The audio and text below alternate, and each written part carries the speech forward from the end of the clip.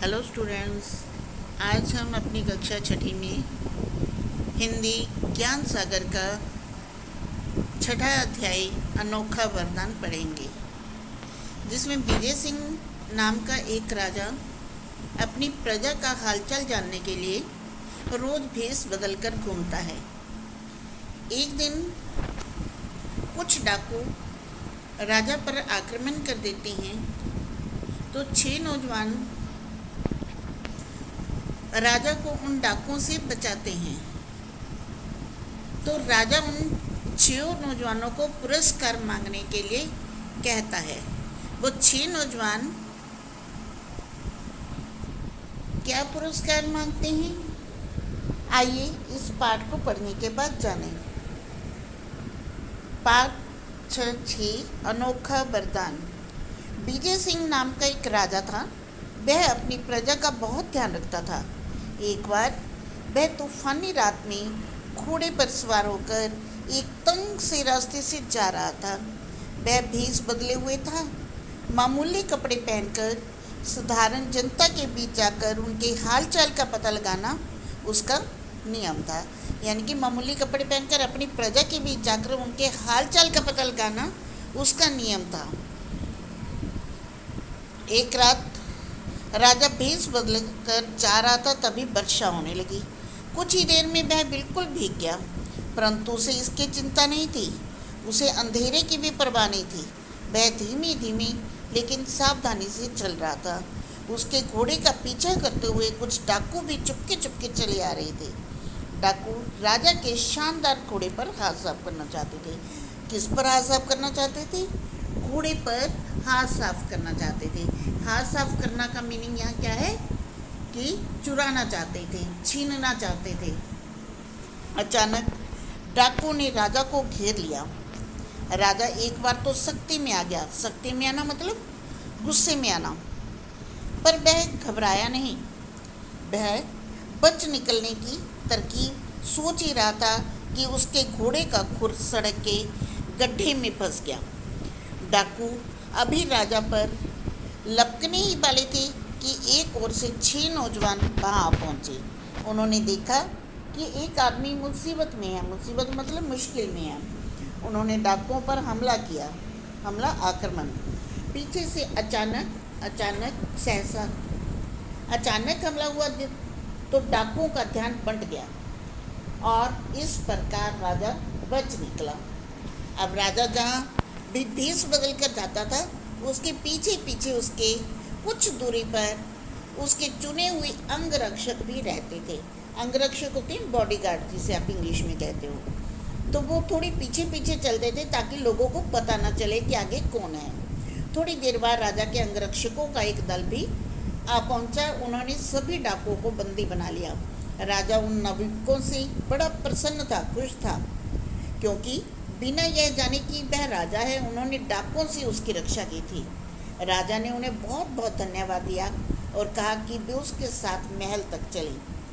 भोर मतलब सुबह होने पर रात की सारी घटना का समाचार सब जगह फैल गया। सारी प्रजा खुश थी कि डाकू उसके राजा का बाल बांका भी ना कर सके। राज्य परिवार के लोगों, मंत्रियों, दरबारियों और सारी जनता ने नाविकों के साहस की प्रशंसा मतलब सराहना की। अगले दिन दरबार में नौजवानों को राजा के सामने लाया गया। राजा ने अपने सिंहासन से उतरकर उन्हें गले से लगाया और मनचाहा पुरस्कार मांगने को कहा। राजा ने कहा, आप बारी बारी से जो चाहे मांगो। अगर मेरे बस में के बाहर न हुआ तो मैं इसी समय आपकी कोई भी इच्छा पूरी कर दूंगा। उन 6 में सबसे बड़ा था। राजा ने पहले उसी से पूछा। पुरस्कार मतलब इनाम। राजा ने कहा कि वो बारी बारी से अपना मन चाहा इनाम मांग ले, और अगर उनके बस के बाहर ना हुआ तो वो उनकी एक इच्छा को पूरी करेंगे। अब 6 नौजवान में जो सबसे बड़ा था, पहले राजा ने उसी से पूछा। एक पल के लिए उसने सोचा और फिर कहा, महाराज, बहुत दिनों से मेरी लालसा थी कि मेरे पास आराम से रहने के लिए घर हो। मुझे बस एक अच्छा सा मकान चाहिए। राजा ने उसी समय उस नौजवान की इच्छा को नौजवान के लिए आलीशान भवन बनाने की आज्ञा दे दी। अब दूसरे नौजवान की बारी आई। वह अपने पद में तरक्की चाहता था। राजा ने उसे राज्य दरबारी नियुक्त कर दिया और इस तरह उसकी इच्छा पूरी हो गई। अब तीसरे नवयुवक ने कहा, सरकार, मेरे गांव के लोग हर सप्ताह नगर में सब्जी तरकारी बेचने आते हैं। गांव और शहर के बीच कोई अच्छी सड़क नहीं है, इसलिए उन्हें बड़ा कष्ट होता है, खासकर बरसात में। मेरी विनती है कि एक अच्छी सड़क बनवा दी जाए ताकि उनका कष्ट दूर हो। यानी कि तीसरे ने क्या मांगा? एक अच्छी सी सड़क अपने गांव तक। दूसरे ने क्या मांगा था? पद में तरक्की, यानी कि नौकरी में तरक्की। और पहले ने क्या मांगा था? भवन, ठीक है, आराम करने के लिए एक मकान। राजा ने उसी समय सड़क और पुलों का निर्माण कराने वाले मंत्री का हुक्म दिया कि फौरन सड़क बनाने का काम शुरू कर दिया जाए। जब चौथे नौजवान से उसकी इच्छा पूछी गई तो वह शर्माते हुए बोला, महाराज, मेरे पिता समान हैं, आप मेरे पिता समान हैं। मैं एक सुंदर पत्नी चाहता हूँ। राजा के विदूषक की एक सुंदर कन्या थी। राजा ने विदूषक से पूछा। उसने खुशी से उस नौजवान को दामाद बनाना स्वीकार कर लिया। अब पांचवें नौजवान ने धन मांगा। उसी समय बोरों में सोना भरपूर से दे दिया गया। अब छठे नौजवान की बारी थी। उसने कहा, महाराज, मेरी बस यही इच्छा है कि जब तक मैं और आप जीवित रहें, वर्ष में एक बार आप मेरे यहाँ अतिथि बनकर आएं। अब उसने एक दिन रात के लिए राजा को ही अतिथि बनने के लिए कहा अपने घर। इस अनोखी इच्छा को सुनकर सब हैरान रह गए कि उस नौजवान ने अपने लिए कुछ मांगने की बजाय राजा को ही अतिथि बनाना चाहा। बहुत से लोगों ने तो नौजवान को मूर्ख समझा। स्वयं राजा को भी यह बात अजीब सी लगी कि नौजवान अपने लिए कुछ मांगने की बजाय उसी को अतिथि बनाना चाहता है। लेकिन उसने तो शुरू में ही कह दिया था कि जब तक उसके वश में होगा वह उनकी इच्छा पूरी करेगा। बस फिर क्या था, वर्ष में एक दिन और एक रात तो उसने उस नवयुवक का अतिथि बनना स्वीकार कर लिया। विदूषक होता है बेटे हंसी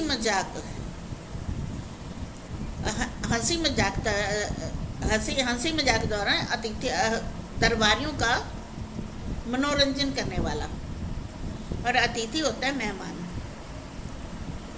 अब राज्य सरकार के विभिन्न विभागों की जिम्मेदारी हो गई कि राजा जब नौजवान के घर जाए तो उनके दौरे का ठीक प्रबंध किया जाए, ठीक प्रबंध हो। न राजा को किसी प्रकार का कष्ट हो, न उनके सेवकों को और न घोड़ों को। बढ़िया सड़क बनाना जरूरी था ताकि राजा का रथ आसानी से जा सके। फिर यह प्रश्न उठा कि राजा एक छोटे से मकान में दिन और रात कैसे काटेंगे, कहाँ उठेंगे बैठेंगे, कहाँ खाएंगे पिएंगे, कहाँ सोएंगे। अतः राजसी ठाट-बाट के लायक एक महल खड़ा करवाया गया। लेकिन नौजवान अपनी मामूली सी आमदनी में इतने बड़े महल की देखरेख का खर्च कैसे चलाएगा, कैसे राजा और उसके संगी साथियों की देखभाल करेगा। इसके लिए उसे बहुत सारा धन दिया गया, सरकारी खर्च पर नौकर चाकर भी। पुरानी चली आ रही प्रथा के अनुसार, क्योंकि उस राजा की प्रथा थी कि कोई भी राजा किसी राजदरबारी का ही अतिथि बन सकता था, तो इसलिए उस नौजवान को राजदरबारी की पदवी भी देनी पड़ी। अब तो उसका इतना सम्मान होने लगा जितना किसी राजकुमार का होता था। अभी एक और बात बाकी थी कि जिस घर में राजा अतिथि बनकर ठहरेगा उसकी गृहिणी मतलब उसके घर में जो औरत है उसको राजा के मिजाज और पसंद का पता होना चाहिए। इस बात की जानकारी राजकुमारी से अधिक और किसे हो सकती थी। शीघ्र ही नवयुवक से राजकुमारी के विवाह की तैयारियां की जाने लगी। इस तरह केवल एक वरदान मांगकर उस चतुर नौजवान ने वह सब कुछ एक साथ पा लिया जो पांचों ने अलग अलग मांगा था। तो ये था कि चतुराई, ठीक है, यानी कि वो मूर्ख नहीं, सबसे ज़्यादा चतुर था छठा नौजवान। तो ये कहानी आपको समझ आ गई होगी। तो कल इसकी एक्सरसाइज करेंगे। ओके, धन्यवाद।